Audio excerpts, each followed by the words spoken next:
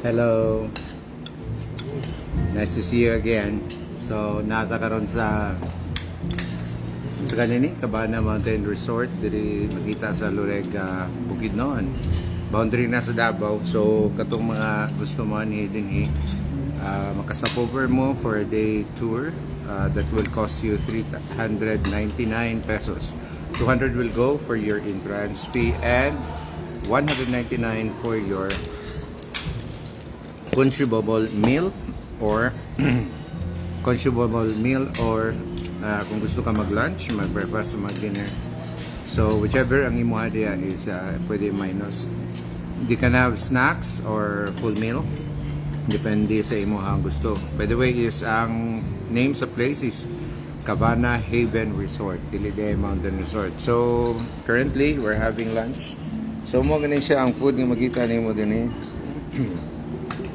So, pwede ka mag, ka ng red rice and then platter ang imo rice, pwede na siya. So, we have here malasugi nga tinola and we have also bisaya nga tinola. Tapos, we have also beef and also, kanisya, Stir-fried vegetables. Stir-fried vegetables. No, naa siya, unsa kanining mura ni siya o kanang zucchini. Yeah, zucchini is so nice and delicious. Ano siya, stir fried. You can pass this on to others. Pero okay. And then we have beef also, and then you can have some tea and some cucumber juice like that. So nindot kayo ang Cabana. Mo kani siya ang iyang ang iyang restaurant. We can walk around. Ang ambience nindot kayo gyud siya, no. Hindi na to include ang ilang mga faces. Wooden ang iyahang design, so pang forest yun siya, nindot kayo.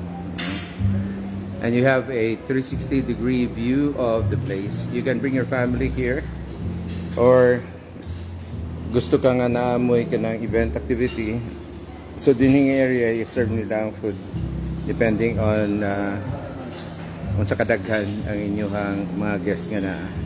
So here makita ninyo, pwede na to dalon pag yun.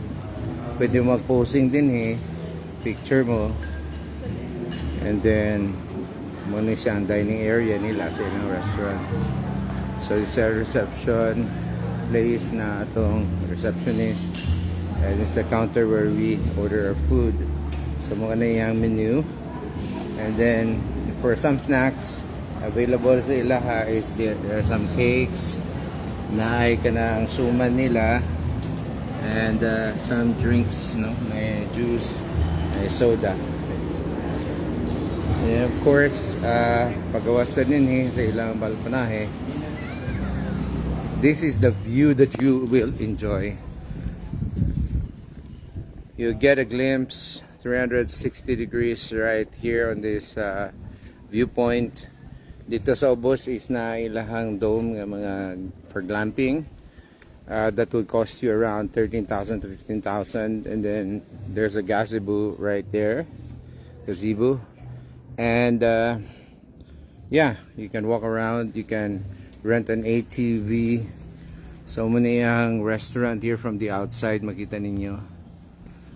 This is it. So I have some more contents regarding the drone shots that I made previous visit here. Morning restaurant niya. You get to see the place. So nice, so beautiful. Dili ka magmaahay. One of the attractions here in Bukidnon, of course, Cabana will be on the top list sa inyong pag-visit din So this is the view from outside. Makita ninyo, this is the restaurant. Good for weddings and some other occasions, or just wanna rent a place for your staycation. Na sila cabins po, you can just inquire sa ilahang management for how much, and then you can see na yung mga garden nindot kayo, okay. Well manicured ang place and well maintained, good for your vacation and for other occasions na inyong gusto. So this is the view from the outside.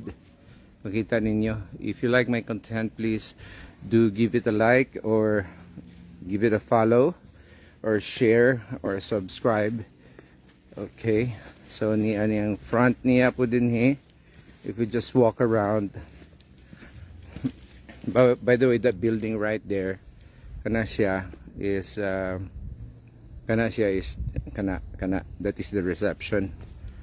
And then coming from here is the view of the kaning front niya. Makita nimo ang nasa Cabana. So muna siya ang iyahang main niyang building din kani siya. So there's the Cabana. That's it, Cabana. And then your parking, other parkings, and they have parking spot dito pag yun na kalsada. And then that is the cabins that they have here. So beautiful. So you come here, get some beautiful pictures of yourself, your friends, loved ones. Travel po tayo nagsa if we have time. So just have to be careful kaning pathway if you are here, visit nimo. Kaya painted man guni siya, so it's really very slippery. Although nga textured siya, pero medyo slippery ni siya when gaulan. And then ang ilang fountain, hula pa nila na panda. So this is the view again. There is a front niya. There is a Cabana. So we're having lunch here. We're having a day tour here at Buda or Bukidnon, Davao Highway, where daghan kayong mga resorts karon din So mga friends na to, tag your friends who want to give this place a visit. So this is the main entrance. Main entrance na siya. And there are some chairs here outside if you want to experience the cool breeze of the mountain. This one is the direction going to Davao, and this direction going to Bukidnon. So coming inside, going inside. I'm baba ang ilahang very accommodating. Thank you, Mama. So let's go back to our table. So